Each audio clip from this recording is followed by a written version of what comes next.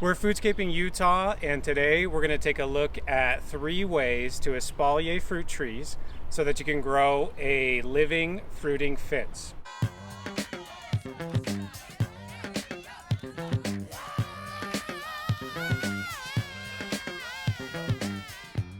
So espalier is where you grow usually fruit trees to a 2-dimensional plane. So you build a support structure. It can be a pretty easy system of posts and wires, and then you prune and train your fruit tree to that 2-dimensional fence. The best time to do that is usually in the spring, so it's June. So we're pruning and training all our espalier now. We like espalier for a lot of reasons. It's really our favorite way to grow fruit trees. It can grow a lot of fruit in a small space because you get a lot of sunlight on the entire tree. It provides easy access for pruning and thinning and any sort of pest management, and especially harvest. It's also great for the tree because with that open form, you have really good light penetration and air circulation, which keeps the tree healthy and free from disease. The other reason we really like it is that it's ornamental. It looks nice, and we would like to have some sort of border or a fence in these areas anyway. So the only disadvantage really is the cost and the labor, the time that goes into building the support structure. But once you have it in, it's really great to espalier fruit trees.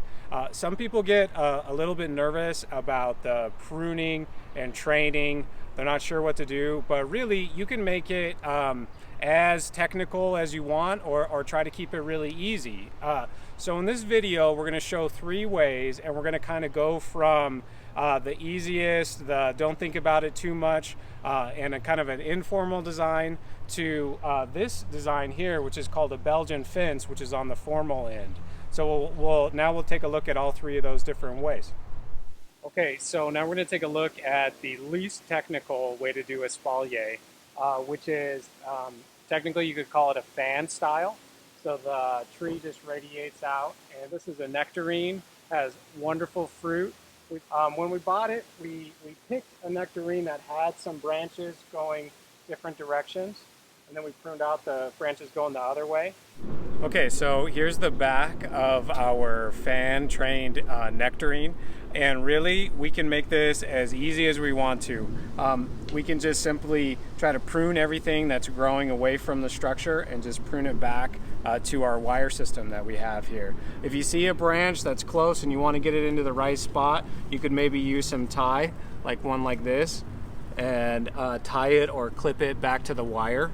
But really we're just going to start pruning all this stuff that's going the wrong way here, and just keep it back tight to the structure. So I'll just prune these off, and you might thin some of the nectarines while you're doing it, but that's okay. This guy's loaded with fruit. So up here there's a lot of dense foliage anyway, so we want to keep that back, let light into the rest of it. So I'm going to take off some bigger branches here. Let's see. That's letting a lot more light in, and taking some of the vigor out of the tree as well.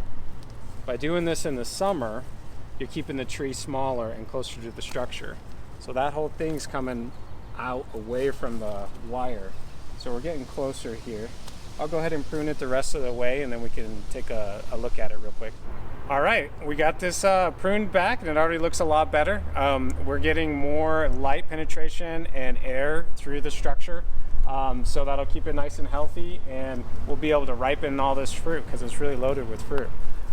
Doing this also gives you an opportunity to do a little more thinning. You can see we missed a big old nectarine right there.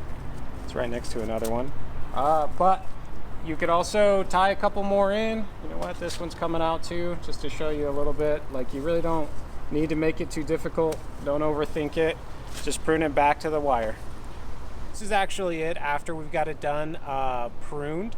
And you can see kind of the fan radiates from the center of the tree here, and it covers the structure. So this is the style that you would want to use for nectarines or peaches. You could also do plums or cherries this way.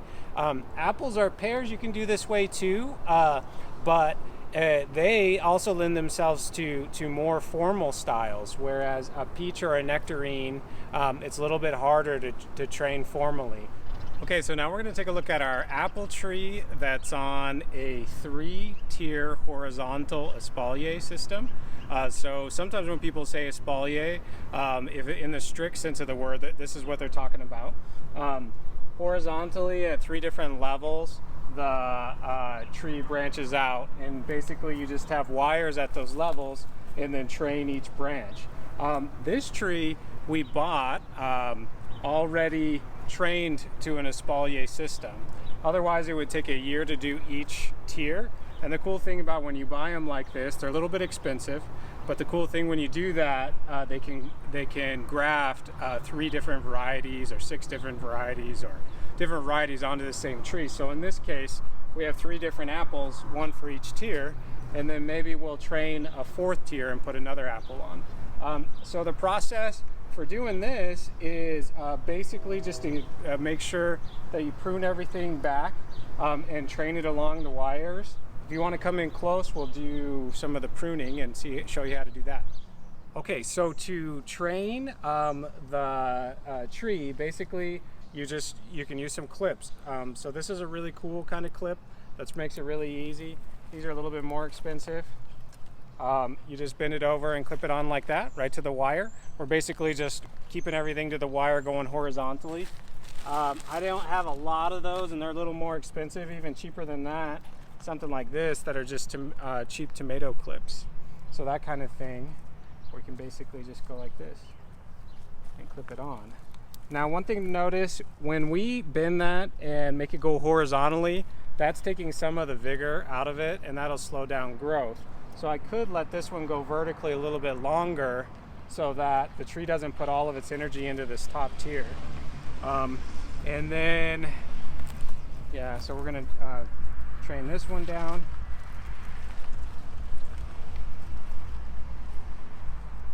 Like this.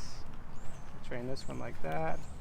And then on the pruning, we'll show you that real quick. Once it's established, like this one on the bottom, pretty much in the area that we want it. So this is going to get to the end this year, I would say. So we don't want all this extra growth here. And the steps, when you get these shoots off of the main branch, the step is to find a basal leaf node. So like there's a bunch of leaves that come out right where the node is. Okay. And then we're going to count 1, 2, 3 leaves away from that. We're going to make our cut right here. So once the tree is established in the espalier shape that you want, you're always going to be cutting back to that to keep it on its form and keep it where you want it. So you got to really take a lot of this vigor out. And if there's too many shoots all in one spot, I like to just totally remove one back to the base. I don't know if you can see in here. So I'm going to go right to the base like that. Cut the whole thing off. All right, so here we'll take a look at another shoot that we're going to prune back. Here it's pretty easy to see the basal set of leaves. So we've got this set here, and then we're going to count 1, 2, 3 leaves up from there and cut right there. Now we could take that whole shoot off too if we think it's too much, but there's a lot of space here, so we're going to keep that for now. And like I was saying, when it's established, you want to just keep pruning back to those. Okay, so this is our third way to espalier, and this one's my favorite. This one's called a Belgian fence espalier. This is all apples in here, and there's actually 9 different varieties of apples, and it's in a 20-foot span.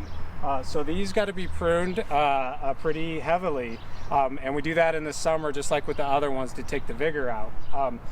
Here's just a quick demonstration on how the structure works. There's wires every 12 inches, and then these are bamboo stakes that we just secure to the wires with twisty ties. So we put one tie on there, one tie on there, and it's pretty cool. It's a lot of work getting the bamboo stakes in, but once they're in, it's really cool because all we're doing is training the tree to the stakes. You just want to follow them all the way up. And then if you take a look over here, this one I already pruned and trained on this side, and then this side, as you can see, I haven't pruned and trained it. So the steps are just like on the other one, where we're going to pick the shoot that we want. Like we're going to pick this shoot, we're going to put it on the bamboo, so it's going to continue going that way, right? And then, so that means we got that one. We don't want this shoot. Oh, it's kind of clustered in here, huh? Let's see. We're going to take this shoot out all the way, actually. And then let me see if I can show you one where there's a little more space.